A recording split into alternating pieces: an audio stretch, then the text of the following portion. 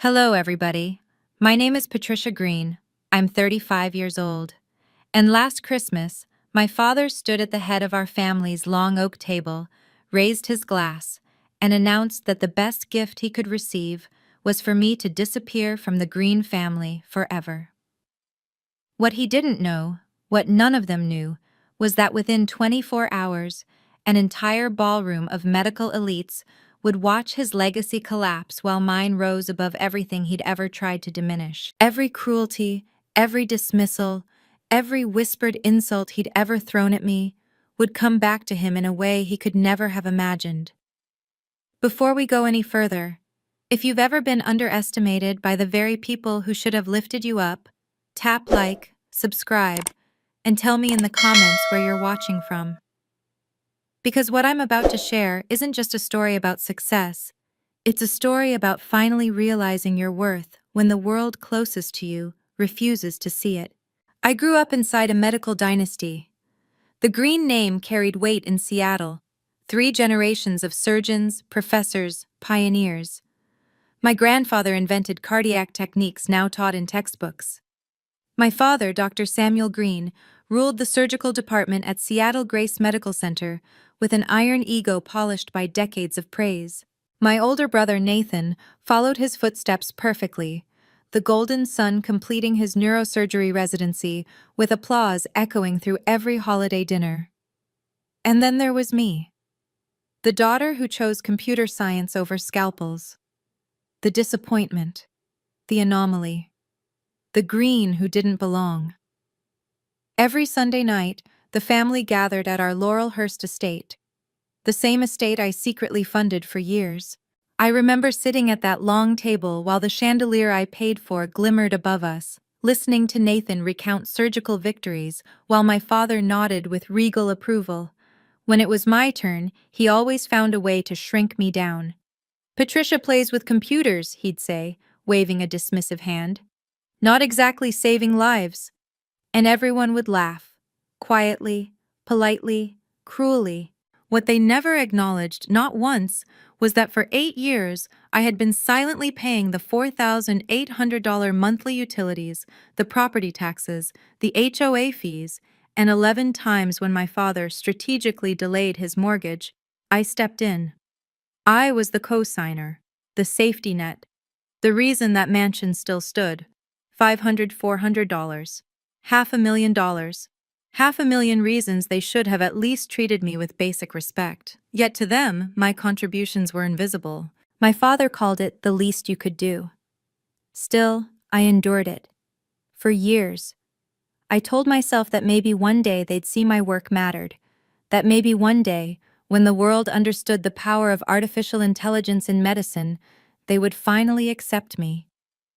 But I stopped believing that the night the annual family Christmas card arrived at my apartment. A perfect photograph on the mansion's staircase. My father in his white coat, my mother in pearls, Nathan in scrubs, the Green medical dynasty, and my place? Erased, cropping by exclusion. When I called my mother, she sighed softly. "Your father thought the photo looked more balanced without you, aesthetically speaking." Balanced. As if I ruined the picture simply by existing.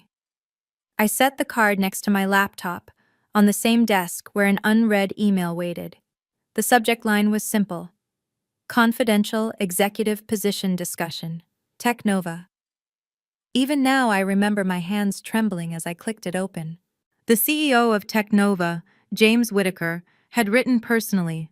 He wanted to discuss their Chief Technology Officer role, a position that came with a base salary of $450,000 and equity valued at $164 million. But the part that made my breath catch wasn't the money. It was the line that changed everything. "Your AI platform's selection for the Geneva Gold Medal confirms what we've suspected." The Geneva Gold Medal. The most prestigious award in medical innovation. The award my father had chased and been rejected from 8 times. And I, the daughter who played with computers, had won it. I stared at that email for a long time, wondering how the world could honor me so loudly, while my own family worked so tirelessly to silence me. But I didn't tell them. Not yet. I needed time. I needed clarity. I needed to find the courage to speak truths I'd buried for years. Then my phone buzzed. A text from my father. Don't forget dinner on the 23rd. Extended family attending. Dress appropriately and have something interesting to contribute for once. Something interesting to contribute. As if winning the most prestigious innovation award in the world wouldn't qualify. As if saving lives with technology wasn't real medicine. The next day, a second email from Technova arrived, marked urgent. Attached were the official offer details and a note. We will announce your appointment publicly at the Seattle Grace Christmas Gala on December 24th, the same gala where my father would be delivering the keynote about 3 generations of medical excellence. The irony tasted sharp. But before the gala came the Green family Christmas dinner, December 23rd. The night everything truly snapped. The night he told me to disappear. The night he thought he shattered me. He had no idea he was lighting the fuse that would burn down everything he believed untouchable. That night is where my story begins. The morning of December 23rd felt colder than it should have. Not the weather. Seattle winters were always sharp and gray, but the heaviness in my chest as I got ready for the Green family Christmas dinner. I stood in front of my closet for too long, fingers trailing over fabrics that, no matter how elegant, would still be judged. In the end, I chose a simple burgundy dress and a black coat. Nothing extravagant. Nothing they could accuse me of showing off. Even after everything, the instinct to minimize myself around them was still there, deeply wired, like an old childhood scar. I drove toward Laurelhurst Estate, with a bottle of Cabernet I knew they would critique anyway. The lights from the mansion glowed warm through the frosted windows, the kind of picture-perfect holiday scene my family loved presenting to the world. It was strange walking up that driveway, knowing I had paid for the heated pavement beneath my feet, the manicured hedges to my right, the soft golden lights around the eaves. All details they admired, all details funded by a daughter they dismissed. When I stepped into the foyer, conversations quieted, then resumed in a rehearsed, polite way. The familiar tension wrapped around me like a heavy shawl. "Patricia, darling," my Aunt Marjorie said, air-kissing my cheek. "Still working with computers?" "Still saving lives with them," I replied softly. Thomas, her husband, laughed. "She thinks computers save lives. Where does she get these ideas?" "From her mother's side, clearly," my father added from across the room, earning a round of chuckles. This was the rhythm. Their rhythm. Every year, every holiday, every gathering, it was always the same. Praise for Nathan's latest surgical triumph. Admiration for my father's decades of expertise. Compliments for my mother's pearl brooch, the house decor, the catered hors d'oeuvres. And me, politely sidelined, tolerated, a footnote at best. The dining room glittered with framed medical degrees lining the walls.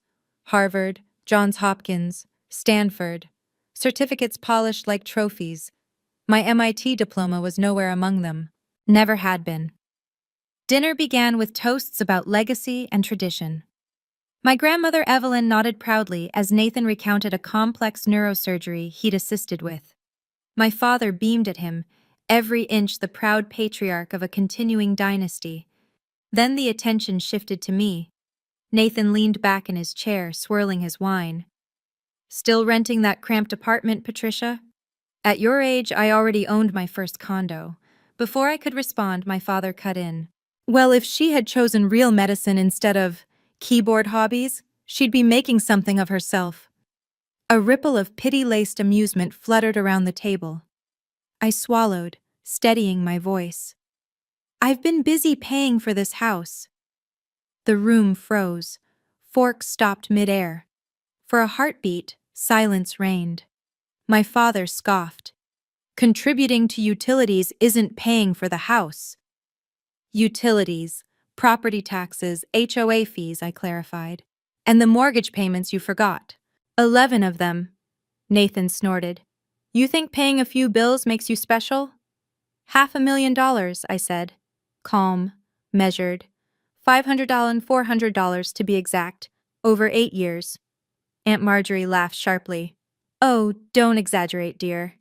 So I pulled out my phone, the spreadsheet I'd kept meticulously updated. Every payment, every confirmation number, every date. I turned the screen toward my father, watching color drain from his face. You call it exaggeration, I said. The bank calls it delinquency. Nathan slammed his wineglass down. Always needing attention, always the victim. Mom finally spoke. Patricia, sweetheart, this isn't the time. It is, I said. It's exactly the time.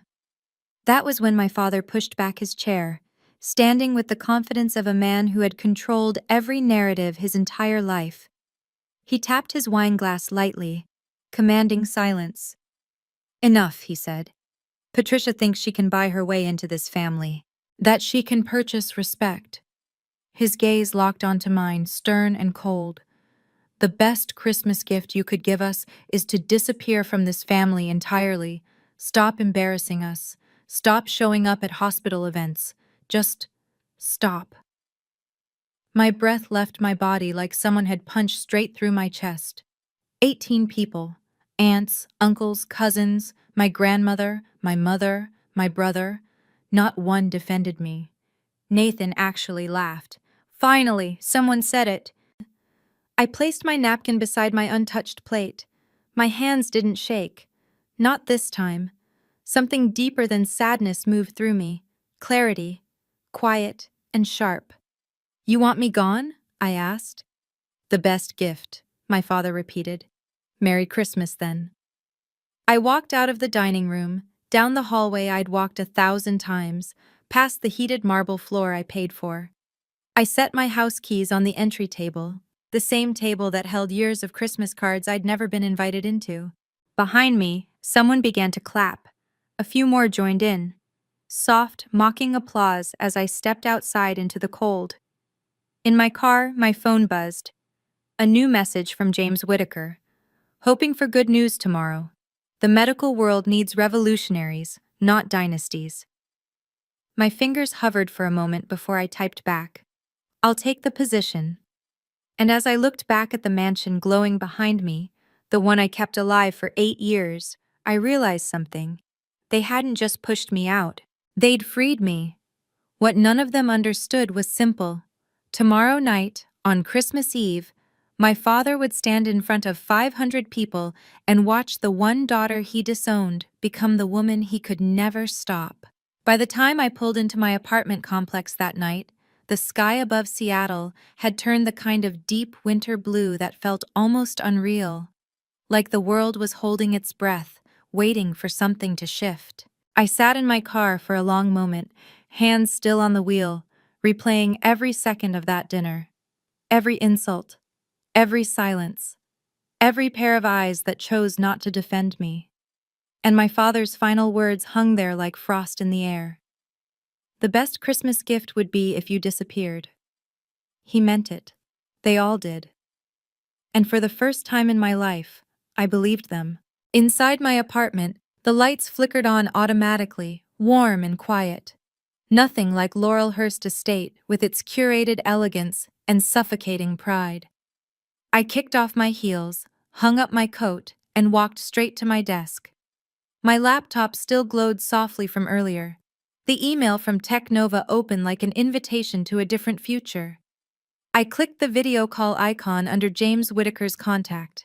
He answered on the third ring, his voice calm but instantly alert. Patricia, it's late. Is everything all right? I didn't bother easing into it. I'll take the CTO position. He exhaled slowly, relief woven into his tone. Good. I was hoping you'd say that. But your voice... Patricia, what happened? I hesitated. The truth sat heavy on my tongue. My father told me to disappear from the family tonight, in front of 18 people. Silence. But not the uncomfortable kind, more like the silence of someone calculating the weight of something they instantly understood. Then, you don't deserve that, and tomorrow we'll make sure he never speaks to you that way again. I leaned back in my chair. Before I say yes completely, I need to know something. Tomorrow's announcement. My father will be there, at the gala, front row. He's being considered for the hospital director position. James paused. Is that a problem? No. I shook my head. It's perfect. There was another beat of silence, then a low, almost knowing laugh. Patricia, tell me more about what happened tonight? My family made it very clear I don't belong with them, I said. So tomorrow, I want to show them exactly where I do belong. He understood instantly. Then we'll time the announcement right after his keynote. And just like that, the stage was set.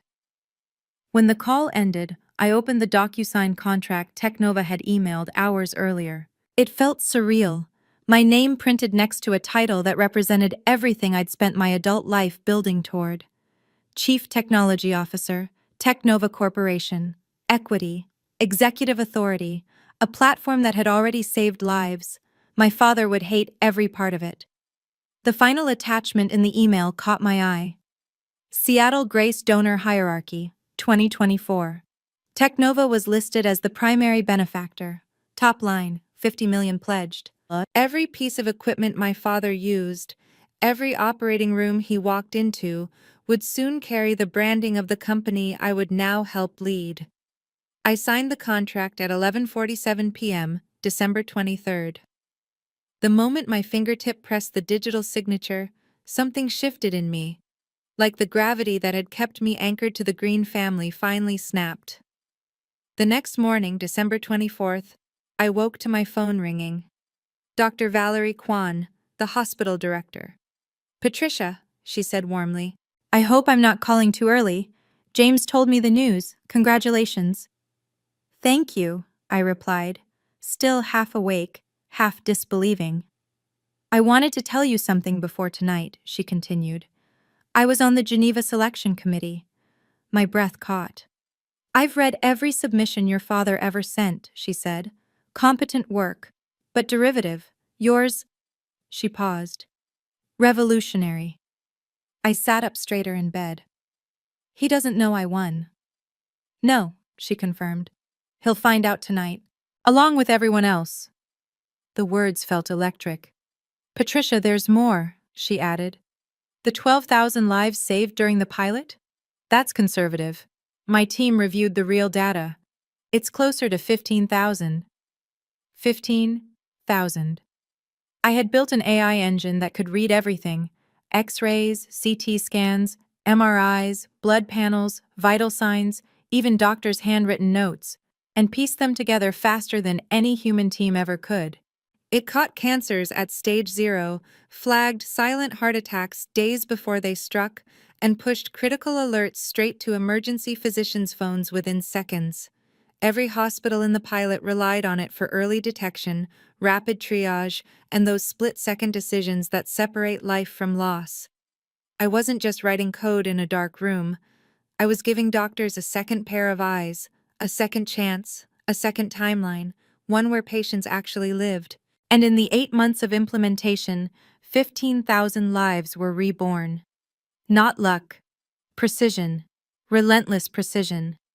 That number hung in the air, larger than anything my family had ever given me credit for, larger than their legacy, larger than their scorn. You've quadrupled your father's lifetime surgical impact, she said quietly. In 6 months. I didn't know what to say. My father had performed 4,000 successful surgeries over 3 decades. I had surpassed that without ever entering an operating room. This is why I wanted to call, Valerie said. Tonight is about more than recognition. This is about shifting an entire industry, and I want you to know I'll stand behind you. When the call ended, I sat on the edge of the bed, listening to the quiet hum of my apartment heater. The same heater I paid for, without anyone belittling me for it. I thought about the way my father had told me to disappear, how Nathan laughed, how no one spoke up for me. And yet here, in this quiet moment, I felt something I hadn't felt in years. Validation. Real, undeniable validation from people who mattered because of merit, not bloodline. My phone buzzed again. Mom wrote, "Mom knows you're sad, but tonight is an important night. Please don't make a scene at the gala tonight. Your father's reputation matters." I stared at that message for a long time. Even after everything, she still worried more about him than me. But tonight would not be about them. Tonight would be the moment everything they believed about me shattered. Tonight would be my rebirth. By early evening, I slipped into a black dress, simple and elegant, and pinned my MIT alumni pin to my neckline.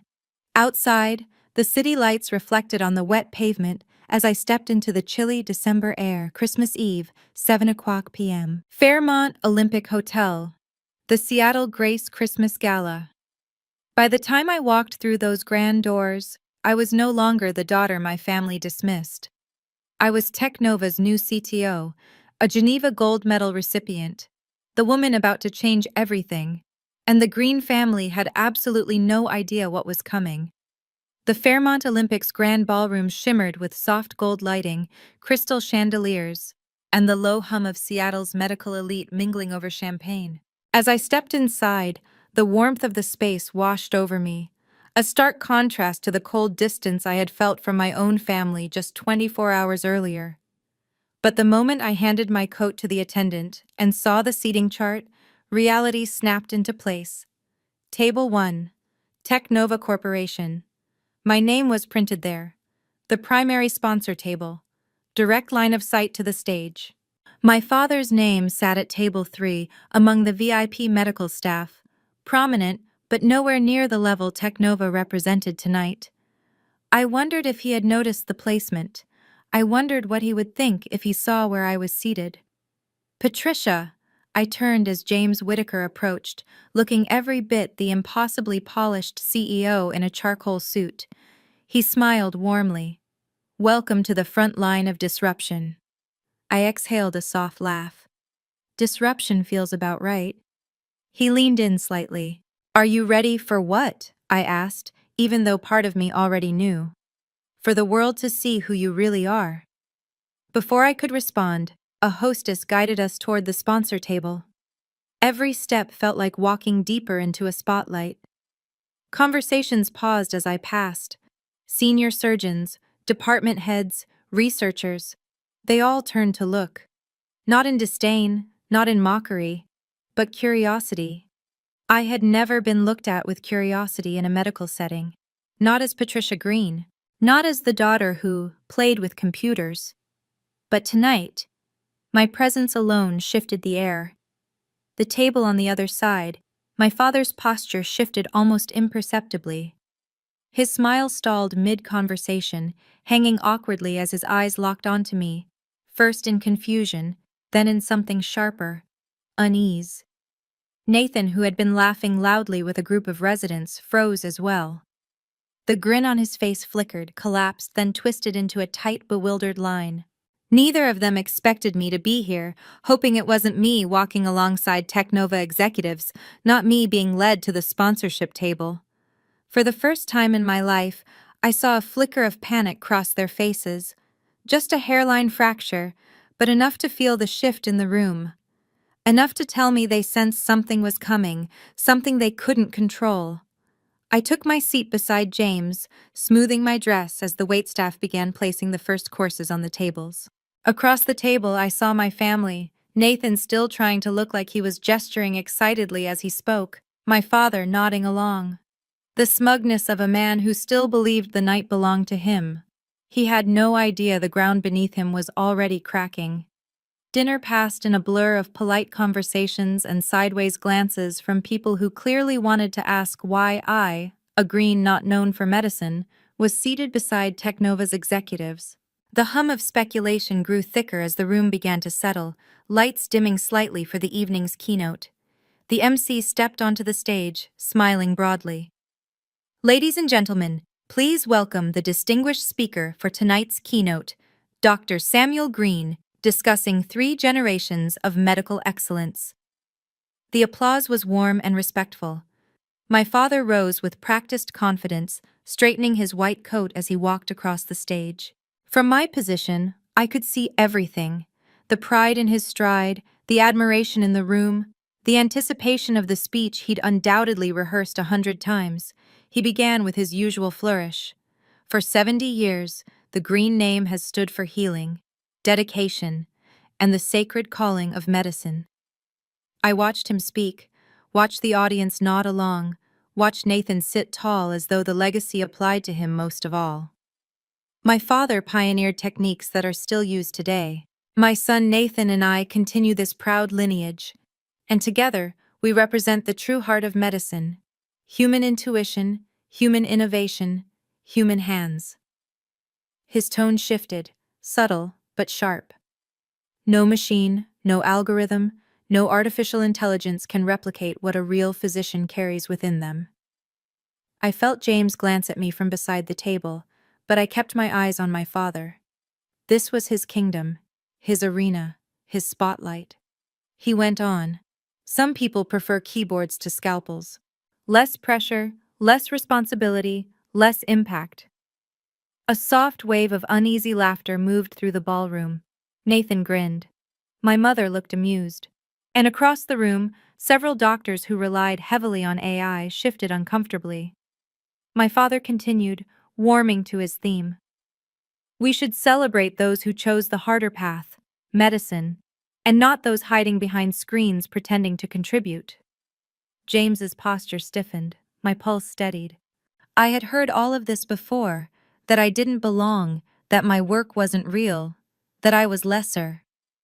But hearing it here, publicly, in front of the very institution my AI had revolutionized, it didn't hurt. Not anymore. It clarified. Just when he reached the end of his speech. Tonight we honor tradition and true medical innovation. Another voice sliced cleanly through the applause.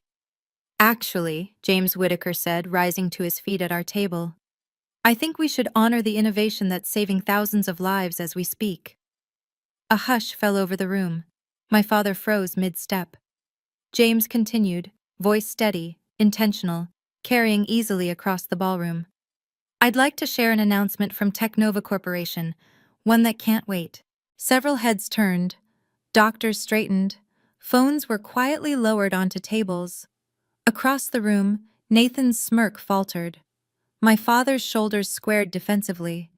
The screens around the ballroom flickered to life, Technova's blue and white logo filling every corner of the room. James walked toward the stage with slow, deliberate steps. A wave of whispers followed him. I inhaled steadily, letting the weight of the moment settle into my bones. Ladies and gentlemen, he said once he reached the podium, standing only feet from my father. Technova's AI diagnostic platform has changed the landscape of modern medicine. It has identified early-stage cancers, predicted cardiac events weeks in advance, and saved thousands of lives. He paused. 15,000 to be precise, verified and documented. The crowd shifted, murmuring. Doctors exchanged looks. Administrators pulled out their phones. My father looked blindsided, eyes flickering between the screens and the man beside him. And tonight, James continued, we are honored to introduce the visionary behind this revolution. My heart slammed once, hard, but my expression stayed calm. James turned to the audience. She is the first non-physician in 40 years to win the Geneva Gold Medal for Medical Innovation. Silence thickened. She is Technova's new Chief Technology Officer. The spotlight swung. It found me at table 1. Every face in the ballroom turned with it. And yes, James said, letting the weight of the moment settle. She is Dr. Samuel Green's daughter, Patricia Green. My breath never shook, not once. This moment wasn't about revenge, it was about truth. I rose from my chair as the applause started, hesitant at first, then building, growing, gaining momentum until it filled the room like thunder rolling across the coast. My father didn't move. He stood at the edge of the stage, staring at me, disbelief carved into every line of his face. And I began walking toward the spotlight, toward the stage, toward the moment my life would split cleanly into before and after. The daughter he wanted to disappear from the family Christmas party is about to become the woman the entire medical field would bow to. The ballroom seemed to hold its breath as I walked toward the stage, each click of my heels echoing through a silence so thick it bordered on reverence. The spotlight followed me, sweeping across tables of men and women who had dismissed me for years. Not because of my work, but because of my last name. And tonight, that same last name was about to become the reason they all looked up. My father stood frozen beside the podium, jaw clenched so tight it looked painful. Nathan's expression had shifted from arrogance to something closer to panic. My mother clutched her pearls, eyes wide, as if realizing too late that the daughter she'd allowed to be erased had built something none of them could even comprehend. I stepped onto the stage. James handed me the microphone with a subtle nod, his eyes steady, grounding. The applause softened into a low hush. I faced the crowd, not my family, not my father, but the entire room of professionals who would soon rely on the very platform I had created. "Good evening," I began, my voice carrying easily through the hall. "My name is Patricia Green." A few heads nodded, a few whispers fluttered. Everyone was listening. And yes, I'm the daughter who chose keyboards over scalpels. The one who didn't continue the Green medical legacy. The one who was told that what I did wasn't real medicine. A ripple moved across the room. Unease, recognition, a few sympathetic murmurs. 24 hours ago, I continued, my father told me the best Christmas gift would be if I disappeared from the family. Gasps broke through the audience. Someone muttered, "Oh my God." Dr. Valerie Kwan had her phone raised, recording quietly, deliberately. "So tonight," I said, "I'm honoring his wish." I turned toward my father. His face was pale, almost gray. He looked like a man watching his legacy slip through his fingers. "I am disappearing," I said softly. "Not from the family he tried to confine me to, but from the shadow he cast over my name." I clicked the presentation remote. The screens exploded to life behind me. Data charts, graphs, real case numbers from hospitals across the country. "This is the diagnostic platform I built," I said. "The one refined during late nights after paying my family's bills. The one dismissed as a hobby. The one called digital busywork." A slide appeared. Early detection improvements by department. Radiology, plus 34%. Oncology, plus 47%. Emergency, plus 89%. Doctors in the room leaned forward, whispering urgently to one another. "In 6 months," I continued, "this platform helped save 15,000 lives. Not theoretically, not hypothetically, verified, documented." Another slide. Lives saved. 15,237. The ballroom erupted with shocked murmurs. Someone at table 7 whispered, "That's impossible." Another replied, "No, that's incredible." "My father performed 4,000 successful surgeries in 30 years, I said steadily. "This platform saves that many every 7 weeks. The impact of that number hit the room like a dropped stone in water. Ripples of shock, awe, disbelief widening with every breath. That was when my father finally broke. Before I tell you his next reaction, comment and tell me, if you were the one standing there, instead of me, witnessing your parents' self-esteem shattered in front of hundreds of people, how would you feel? "This is ridiculous," he snapped into the mic he hadn't turned off, voice cracking sharply. "Medicine is about human connection, not this algorithmic computer nonsense." His words fell flat, defensive rather than authoritative. I met his glare calmly. "The platform doesn't replace doctors. It empowers them. It gives them time, actual time, for human connection." Before he could respond, another voice rose with clear authority. "Dr. Green," said Dr. Valerie Kwan as she stepped onto the stage, "you have repeatedly dismissed your daughter's work as irrelevant. Yet on your director application, you listed yourself as the primary facilitator of Technova's donation." A wave of gasps broke through the audience. Valerie clicked her own slide. Director application excerpt. Family Connections secured Technova partnership. My father's face was completely pale. Valerie's tone was sharp but controlled. You took credit for the very innovation you just announced. He staggered back half a step. And one more thing, she added, turning to the audience. The Geneva Medical Innovation Committee, the one Dr. Green submitted to 8 times, called Patricia's platform the most significant medical advancement since antibiotics.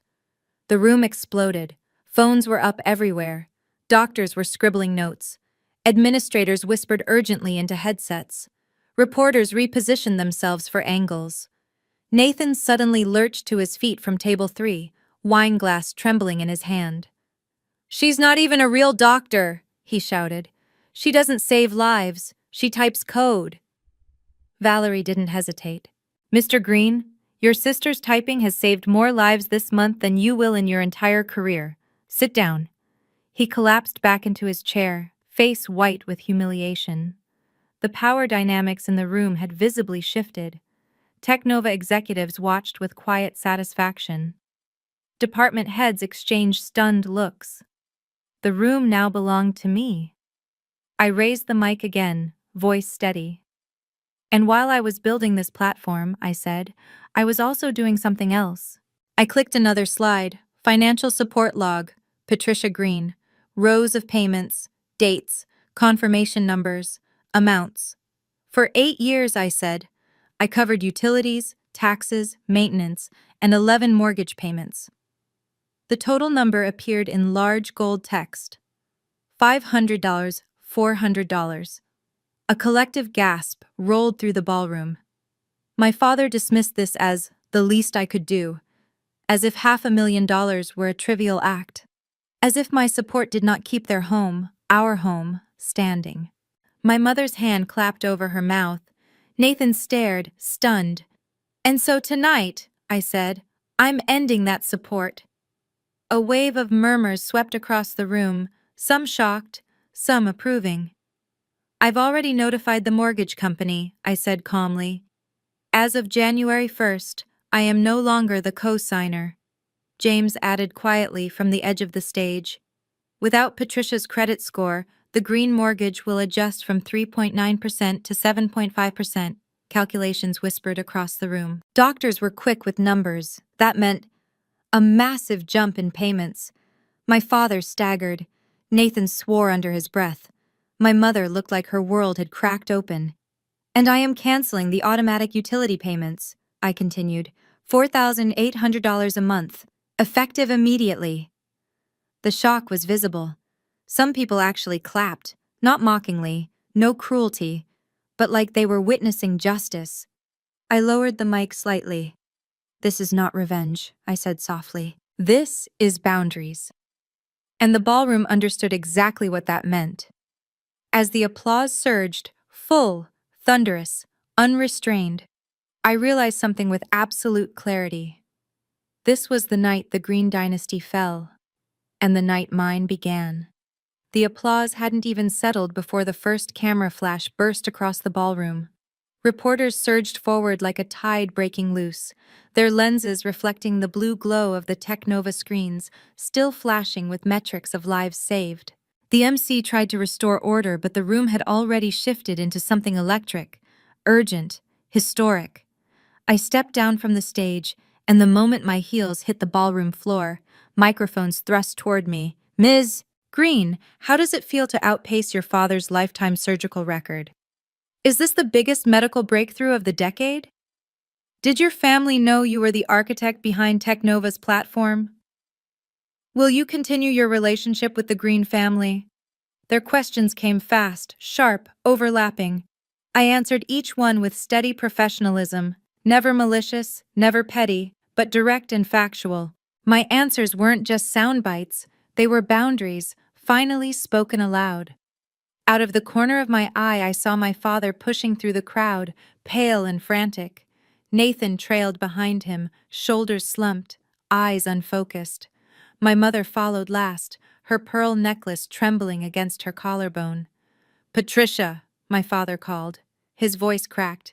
"We need to talk." But his plea barely cut through the reporter's questions. "Ms. Green, Can you comment on the financial records Technova displayed? Is it true you covered all household expenses for 11 years? Why didn't your family acknowledge your support? My father finally reached me. Patricia, listen to me. I kept my gaze on the reporter in front of me, not breaking focus. As I stated earlier, the documents speak for themselves. Patricia! My father's voice rose, revealing a desperation I'd never heard from him. This is a misunderstanding. Before I could respond, James stepped in smoothly, placing a firm hand on my father's shoulder. Dr. Green, he said with CEO authority. Ms. Green has interviews scheduled. If you'd like to speak with her, you can contact her assistant after the holidays. Assistant? My father sputtered. Yes, James said. Her assistant. The phrase hit him like a slap. My father looked at me as though expecting me to correct it. I didn't. Instead, I turned to a reporter who asked, Ms. Green, how do you respond to the Green family's statement that your work isn't real medicine? I answered clearly.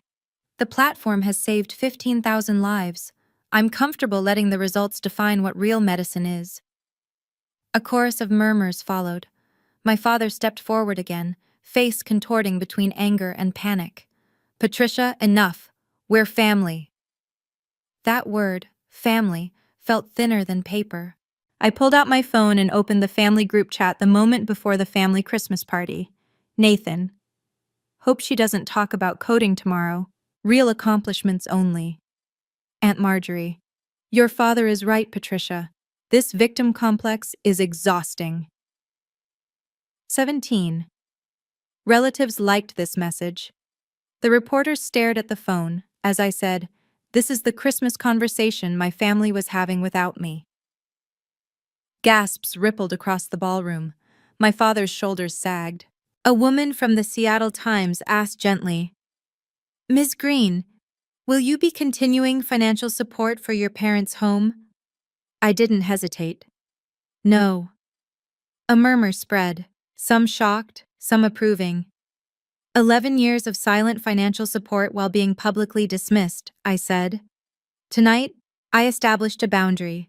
Not vengeance, not punishment, a boundary. My father's face crumpled, not in anger this time, but in fear. You can't do this, he whispered hoarsely. I need that cosign. We can't afford. I lifted my phone again, showing him the Wells Fargo email. Your rate adjustment letter arrives Monday. He swayed. A nearby board member caught his arm. Nathan stumbled forward, eyes glassy. You vindictive. Careful, Valerie Kwan warned sharply. You're speaking to Technova's CTO at a professional event. Nathan faltered, mouth snapping shut. The reporters turned toward him instinctively. Mr. Green, one asked, is it true your promotion is being reviewed due to nepotism concerns? Nathan's face drained white. Before he could speak, Valerie stepped forward, voice crisp and controlled. Seattle Grace upholds strict standards. Any position influenced by family connections will be reassessed.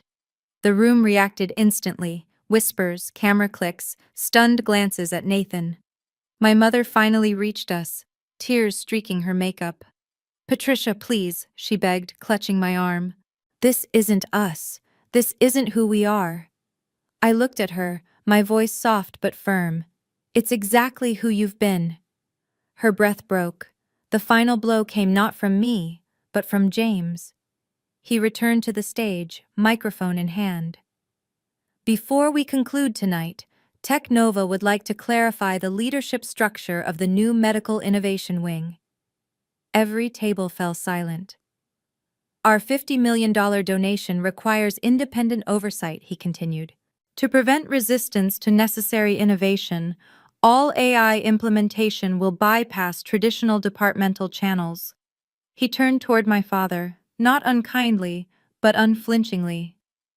Dr. Green, your department will report directly to the Innovation Committee, led by Ms. Green. The collective gasp was instantaneous. Nathan's jaw dropped. My mother clasped her hands to her face. My father inhaled sharply, as if struggling to breathe. I didn't gloat. I didn't smirk. I simply stood there, grounded, steady, owning the authority I had earned. When the gala officially ended, the ballroom erupted with noise, reporters shouting, guests scrambling to speak to me, board members lining up, cameras flashing like a storm. Every step I took felt like stepping out of the shadow I'd lived in my entire life. My father tried one last time, voice small, brittle. "Patricia, please." I turned to him with quiet clarity. "You told me to disappear," I said. "Tonight I am." I walked away before he could respond, and for the first time, I didn't feel like I was losing a family. I felt like I was finally walking into my life. Christmas Eve ended with the Green dynasty fractured and mine rising from the pieces. The aftermath began right after the hospital gala, which was also the official Christmas Eve. By 6 o'clock a.m., my phone was vibrating non-stop. News alerts, article links, trending hashtags. The Green family disaster had already become the medical world's biggest holiday headline. Technova CTO outsaves surgeon father, 15,237 lives and counting. Green dynasty questioned after gala meltdown. Nepotism investigation launched at Seattle Grace. Merit over legacy, trending at number 3 nationwide. By 8 o'clock a.m., it had gone global. I sat at my kitchen counter, coffee warming my hands, watching the story unfold with the kind of detached clarity that only comes after years of emotional distance. I didn't feel triumph. I didn't feel guilt. I felt free, as if the world had finally caught up to a truth I had carried alone for too long. Meanwhile, the Green family, once untouchable, was unraveling. At 9:12 a.m., Nathan's first message arrived. "You ruined my career. Fix this." At 9:14 a.m., "The board wants a hearing. They're saying favoritism. Say something." At 9:20 a.m., "This is your fault, all of it." I didn't respond. By noon, the Seattle Times released their deep dive. Financial records reveal 11 years of silent support from Patricia Green.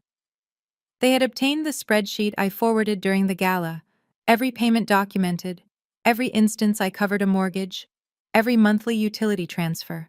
The reporter quoted hospital staff who had witnessed my father boasting about the Technova partnership, implying he had secured it himself. The article concluded with a line that would follow my father for the rest of his career. The Green dynasty was built on reputation. It survived on denial, and it collapsed under the weight of a daughter's truth. At 2 p.m., the hospital board held an emergency meeting. By 5 p.m., the minutes leaked. My father's director application was denied. The official reason? Failure to demonstrate inclusive leadership and unwillingness to adopt life-saving innovation. Unofficially, everyone knew why. That evening, a desperate wave of calls came through from unknown numbers, my aunts, uncles, cousins, all suddenly remembering my existence. "Sweetheart, we always knew you were talented. Can you put in a word for my son at Technova? Family sticks together during hard times." Not a single one had spoken up for me at dinner. Not a single one had defended me the night my father told me to disappear. I archived every message without answering. The next morning, December 26th, the cracks widened. A leaked internal memo revealed that Nathan's attending promotion had been suspended pending review. His performance logs, previously concealed under departmental favoritism, were now under scrutiny. 3 near misses, patient complaints, diagnostic errors, all ignored because of his last name, now exposed for the entire hospital to see. His voicemail came in at 10:42 a.m., voice shaking with rage and fear. "You've destroyed everything.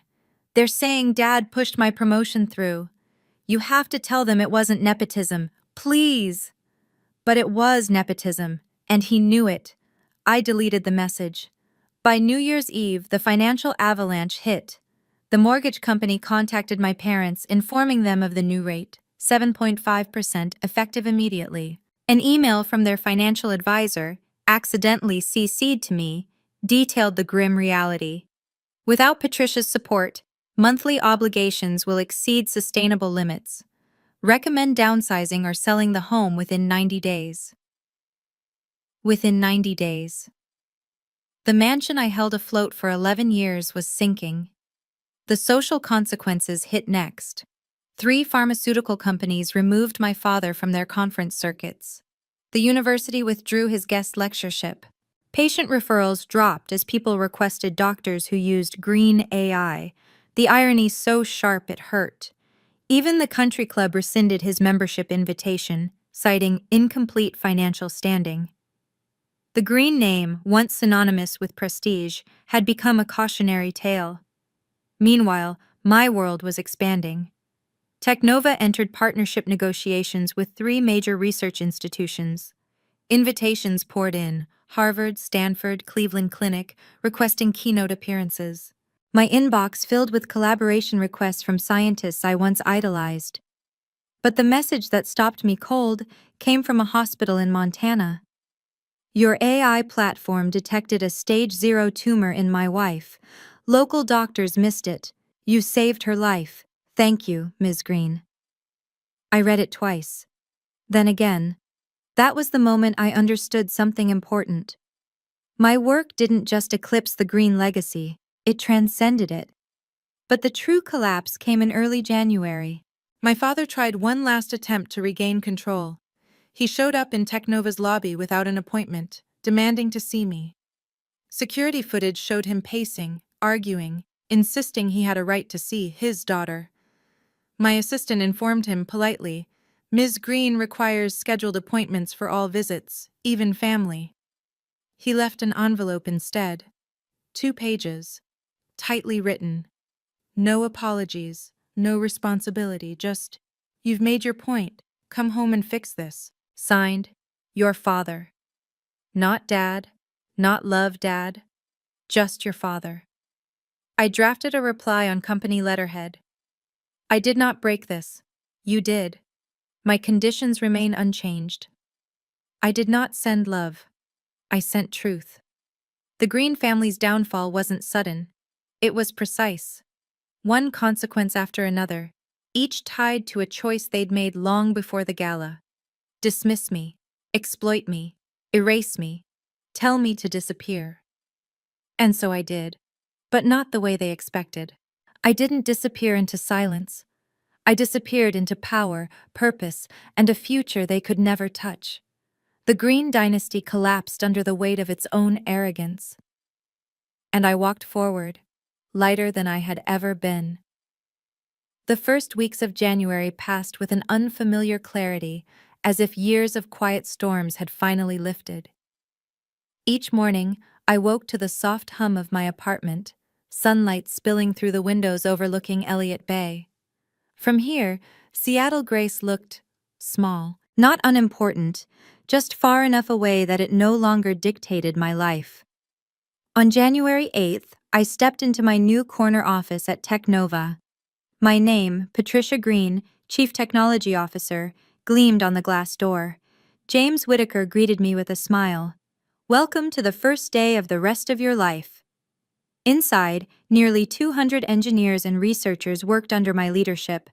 They decorated the conference room with balloons and a cake reading to "Saving Lives Without a Scalpel." The gesture made me laugh, a real, unguarded sound I hadn't heard from myself in years. "We're rolling out the platform to 12 more hospitals this week," my engineering director said. "Projected impact, 100,000 lives saved by Q2. 100,000. A number my father never could have imagined for his daughter. That afternoon, the World Health Organization finalized a global partnership with us. "Your technology will democratize healthcare," the director said. "This is the future." A place inside me, tight for so long, finally loosened. But the messages from home didn't stop. 37 missed calls from my father. 23 voicemails from my mother. A single text from Nathan. "Hope you're happy. I'm working urgent care in Tacoma." The family group chat, once nonstop bragging, fell silent except for my mother's occasional pleas. "Please talk to us. Your father hasn't slept." But they hadn't noticed the damage until the consequences touched them. By February, the hospital board announced their findings. Nathan was formally demoted, back to senior resident with mandatory supervision. My father's referrals dropped, his conference invitations dried up, and his mortgage modification request was denied. Without my cosign, their financial reality buckled instantly. The mansion I'd held afloat for almost a decade was listed quietly for sale. My mother's pearls vanished from her neck, sold or simply too heavy to wear now, I never asked. And I didn't celebrate any of it, not once. These weren't victories, they were truths catching up. I focused on my work, on every patient whose life might change because of an algorithm written in the quiet years when no one believed in me. Then, one afternoon in March, my mother appeared in Technova's lobby. She waited 6 hours, no drama, no demands, just a small woman with a purse in her lap. I finally agreed to meet her in a private room. She looked diminished without her pearls or practiced posture. "I'm sorry," she whispered before I even sat down. Tears spilled freely. "I should have defended you. Not just that night, always." She told me she'd started therapy, told me she was ashamed, told me she wasn't ready to leave my father, but she was ready to stop protecting him. Then she handed me an envelope. I wrote this 100 times, 3 handwritten pages. Genuine accountability. Not enough to erase 8 years, nothing could, but it was real, and real was a beginning. "We can meet once a month," I told her. "Coffee, neutral place, no messages for Dad." She nodded through tears. "I'll take whatever you'll give." I realized then that I wasn't doing it for her. I was doing it for me, for the version of myself who still believed healing was possible when built on truth. By June, 6 months after the gala, the life counter on my office wall ticked upward, 103,147 lives impacted. The platform had reached 127 hospitals in 14 countries. Geneva invited me to deliver the keynote at the next summit. Medicine Beyond Tradition, the Green Revolution. I never used my father's name, but the world knew. Nathan sent one message that month. "Hope you're satisfied." I didn't reply, but my mother and I met for coffee 3 times. Slowly, gently, we began building something new, something honest. In late July, she came again with an envelope. "It's from your father," she said quietly. Inside was a Christmas card. Just 3 words in his familiar handwriting. I was wrong. Not enough to mend everything, but enough to acknowledge the truth he tried so hard to bury. I filed it away, seen, but not savored. Then I returned to my work. Tomorrow, the platform would save another 400 lives. And to me, that mattered more than any family name ever could. Because success isn't revenge. It's choosing yourself, despite the people who doubted you. Thank you for listening to my story. And if you've ever had to walk away from those who couldn't see your worth, remember this. You are allowed to rise anyway. If this story touched something in you, please like, subscribe, and share it with someone who needs this reminder today. And tell me in the comments, have you ever had to choose yourself? I read every one.